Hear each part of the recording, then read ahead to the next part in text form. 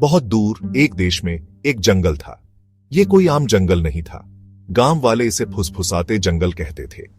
वो कहते थे कि पेड़ आपस में राज की बातें फुसफुसाते हैं, लेकिन ये राज डर लाने वाले थे। गांव वालों का मानना था कि जंगल में भूत प्रेत रहते हैं। कोई भी अंदर जाने की हिम्मत नहीं करता था। फुसफुसाते जंगल के बीचों बीच एक पुराना हवेली था। ये काले पत्थर से बना था। इसकी दीवारों पर लताएं लंबी पकड़ती हुई उंगलियों की तरह चिपकी हुई थीं। खिड़कियां खाली आंखों की तरह जंगल को घूरती रहती थीं। लोगों का कहना था कि हवेली में भूत रहते हैं। वे अंदर से आने वाली अजीब रोशनी और डरावनी आवाजों की कहानियां सुनाते थे।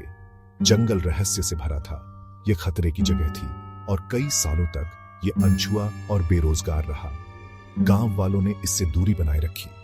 उन्होंने अपने बच्चों को फुसफुसाते जंगल के बारे में चेतावनी दी। ये एक ऐसी जगह थी जहां केवल डर रहता था।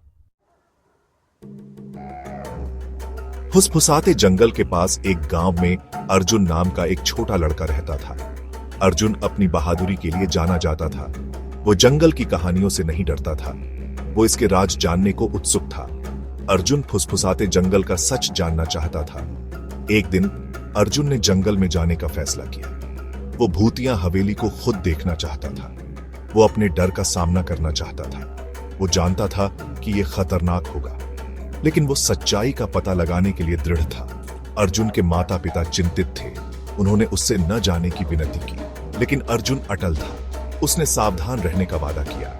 उसने उन्हें भरोसा दिलाया कि वो सुरक्षित वापस आएगा। हिम्मत और जिज्ञासा से भरा एक झोला लेकर अर्जुन फुसफुसाते जंगल की ओर चल पड़ा। जंगल अंधेरा और घना था। पेड़ पास पास उगते थे। उनकी शाखाएं पकड़ने वाले पंजों की तरह फैली हुई लग रही थी। अजीब सी आवाजें हवा में गूंज रही थी। अर्जुन पत्तों की सरसराहट सुन सकता था। वो कीड़ों की चहचहाहट सुन सकता था। वो लगभग पेड़ों की फुसफुसाहट सुन सकता था। अर्जुन आगे बढ़ता रहा। वो भूतिया हवेली तक पहुंचने के लिए दृढ़ था। घंटों बाद उसे दूर से दिखाई दी। ये वैसी ही थी जैसी गांव वालों ने बताई थी। ये एक अंधेरी और भव्य इमारत थी।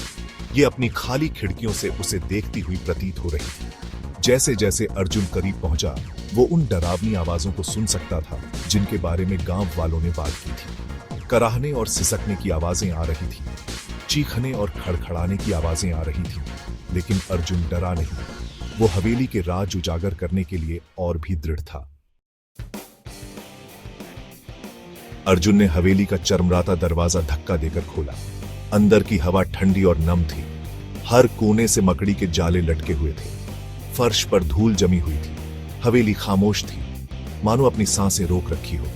अचानक हवेली में ठंडी हवा चली। अर्जुन के सामने एक आकृति प्रकट हुई। ये एक भूतिया आकृति थी, पारदर्शी और झिलमिलाती हुई। इसने एक लंबा बहता हुआ वस्त्र पहना हुआ था। इसकी आंखें एक भयानक रोशनी से चमक रही थी। यह हवेली का भूतिया मालिक था, जंगल के राजों का रक्षक। वो अर्जुन का इंतजार कर रहा था। भाग 5 चुनौती। भूतिया मालिक बोला। उसकी आवाज हवेली में गूंज उठी। उसने अर्जुन से जाने के लिए कहा। उसने कहा कि जंगल के राज नश्वर आंखों के लिए नहीं है। उसने अर्जुन को चेतावनी दी कि अगर वो रुका तो उसे भयानक परिणाम भुगतने होंगे। लेकिन अर्जुन अपने स्थान पर डटा रहा। उसने भूतिया मालिक से कहा कि वो जंगल का सच जानना चाहता है। उसने कहा कि वो डरता नहीं है। उसने भूतिया मालिक को उसे रोकने की चुनौती दी। भूतिया मालिक हंसा। उसने अर्जुन की चुनौती स्वीकार कर ली। उसने अर्जुन से कहा कि उसे एक पहेली सुलझानी होगी। अगर अर्जुन सफल हुआ तो भूतिया मालिक जंगल का राज बता देगा। अगर अर्जुन विफल रहा तो वो हमेशा के लिए हवेली में फंस जाएगा।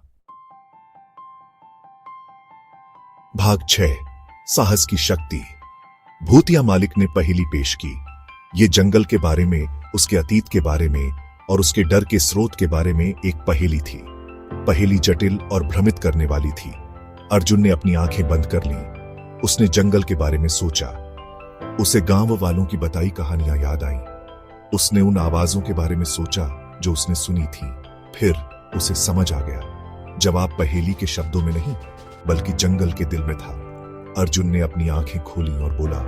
उसने जंगल की सुंदरता, उसके जीवन और उस डर के बारे में बात की जिसने उसे जहरीला बना दिया था। भूतिया मालिक ध्यान से सुनता रहा। जब अर्जुन ने अपनी बात खत्म की तो भूतिया मालिक मुस्कुराया। उसने कहा कि अर्जुन ने परीक्षा पास कर ली है। उसने कहा कि अर्जुन ने बहुत साहस और बुद्धि दिखाई है। भाग 7 जंगल का राज।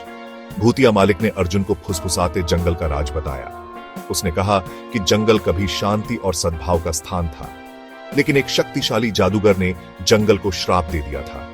उसने इसे डर और अंधेरे से भर दिया था। उसने जंगल और उसके रक्षक भूतिया मालिक को दुहक के चक्र में फंसा दिया था। भूतिया मालिक ने बताया कि केवल एक पवित्र हृदय जो अंधेरे से न डरे ही श्राप को तोड़ सकता है। अर्जुन ने अपने साहस और जंगल की अच्छाई में अपने विश्वास से ऐसा ही किया था। जैसे ही भूतिया मालिक बोला, हवेली बदलने लगी। मकड़ी के जाले गायब हो गए, धूल गायब हो गई, हवेली प्रकाश और गर्मी से भर गई। बाहर का जंगल भी बदल रहा था।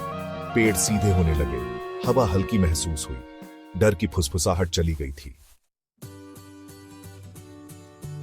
भाग 8 एक नई सुबह। श्राप से मुक्त भूतिया मालिक ने अर्जुन को धन्यवाद दिया।